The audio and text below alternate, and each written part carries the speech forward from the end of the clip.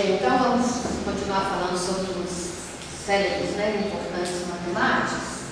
Então, nós temos aqui o Pitágoras, né, que era um filósofo e matemático grego, apaixonado, né, apaixonado pelos números, sempre com sua crença na força dos números, né, em suas viagens investigativas e também junto com os discípulos.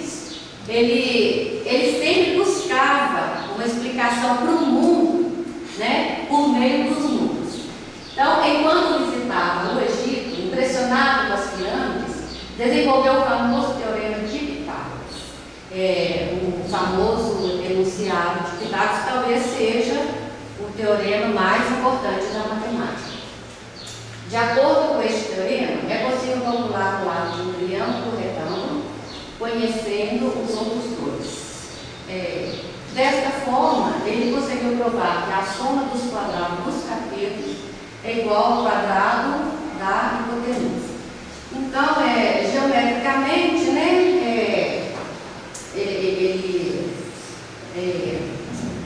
na interpretação geométrica, a área do quadrado construído sobre a hipotenusa do triângulo retângulo é igual à soma das áreas dos quadrados construídos sobre os catetos.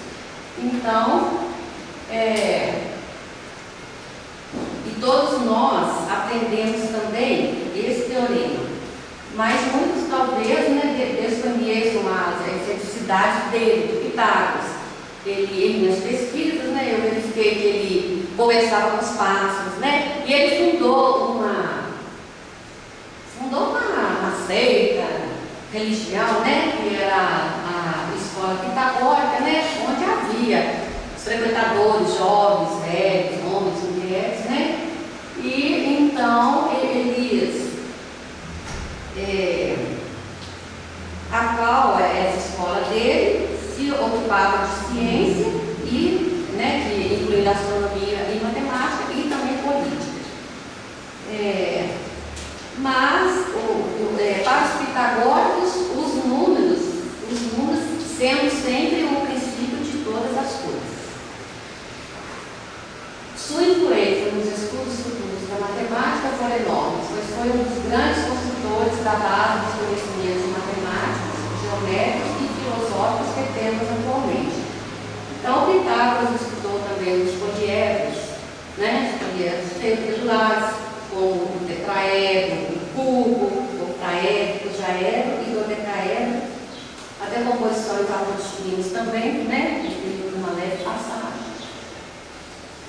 E agora, Eudóxio. Então, Eudóxio, em minhas pesquisas,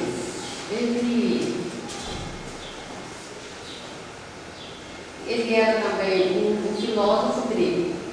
E como geômetra, ele tem um papel muito importante no progresso da ciência. Muito do que Euclides fez foi colocar em ordem o que foi descoberto por ele. Eudóxio apresentou 18 proposições diferentes às medidas de figuras, as quais ele prova utilizando o método de exaustão, que consiste em esgotar a figura por meio de aproximação de outras figuras com áreas conhecidas. Então, Eudóxio, assim, ele foi o mais célebre matemático, astrônomo também, né? Importante autor da Academia de Platão. E ele tinha muito interesse em aprender matemática, era pobre. Então, ele andava, para frequentar a escola de Platão, ele andava 7 quilômetros todo dia para poder estudar, para aprender com os sábios, né? Mas ele, com o passar dos anos, tornou-se um dos maiores matemáticos de todos os tempos.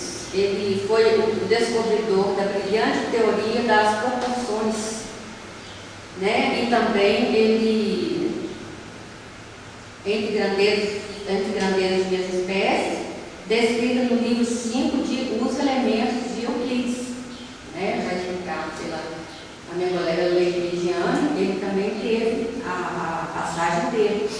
Resolver a questão das proporções envolvendo incomensuráveis em um raciocínio tão brilhante e inocente foi o mesmo utilizado 2 milênios mais tarde.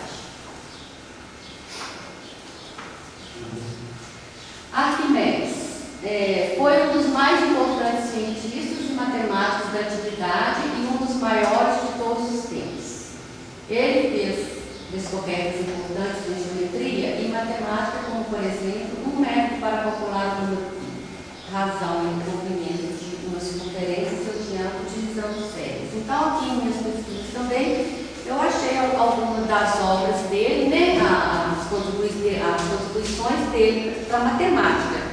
Então, ele foi capaz de aplicar o método de exaustão, que é uma forma primitiva de integração para obter uma vasta gama de resultados importantes, alguns dos quais chegaram até os dias de hoje.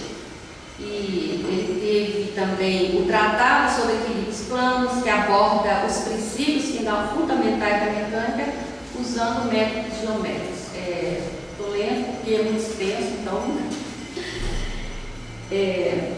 Arquimedes descobriu teoremas fundamentais a respeito do centro de gravidade de figuras planas, todos constantes deste trabalho.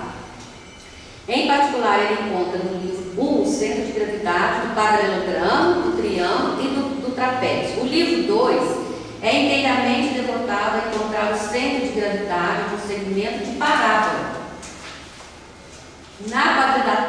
Na quadratura da parábola, Arquimedes encontra a área do segmento de parábola formado pelo corte de uma corda qualquer. No primeiro volume, sobre a esfera e o cilindro, Arquimedes mostra que a superfície de uma esfera é 4 vezes a do grande círculo. Acha a área de qualquer segmento da esfera, mostra que o volume de uma esfera é 2/3 do volume do cilindro. Parece que nós já até tivemos um problema desse, né? Na aula da margem mesmo, exercício. É 2/3 do volume do cilindro circunscrito e que a superfície da esfera é 2/3 da superfície do cilindro circunscrito, incluindo-se as bases. Depois vem sobre espirais também, outro trabalho dele, que ele define uma espiral e estabelece as propriedades fundamentais, relacionando o comprimento do vetor raio com os ângulos de revolução que geram as espirais. E ele também apresenta resultados sobre tangentes às espirais, bem como demonstra como calcular a área de parte da espiral. Em sobre conoides e esferoides, Arquimedes examina os paraboloides, né, os nomes complicados, nós também esquentou a nossa cabeça, né, em períodos anteriores aí. Hiperboloides de revolução e esferoides obtidos pela rotação de uma elipse em torno de um de seus eixos.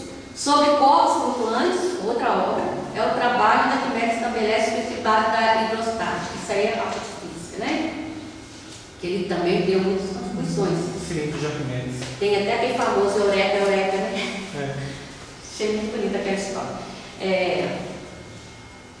Em medida do círculo, Arquimedes mostra que o valor exato de π situa-se entre 3 elevado a 10 71 avos e 3 elevado a 7. Ele obteve este resultado circunscrevendo e inscrevendo um círculo com polígonos regulares com 96 lados. O contador de areia é um trabalho memorável que Arquimedes propõe um sistema numérico capaz de expressar números até 8 vezes 10 elevado a 16ª em notação moderna. Seu argumento é de que este número seria suficiente para contar o número de grãos de areia do universo. Fizeram grande, né? Então, há referências a outros trabalhos de Arquimedes que estão hoje perdidos. Então, né, a matemática é o alfabeto com o qual Deus escreveu o universo. Nosso grande computador. Bonito, né?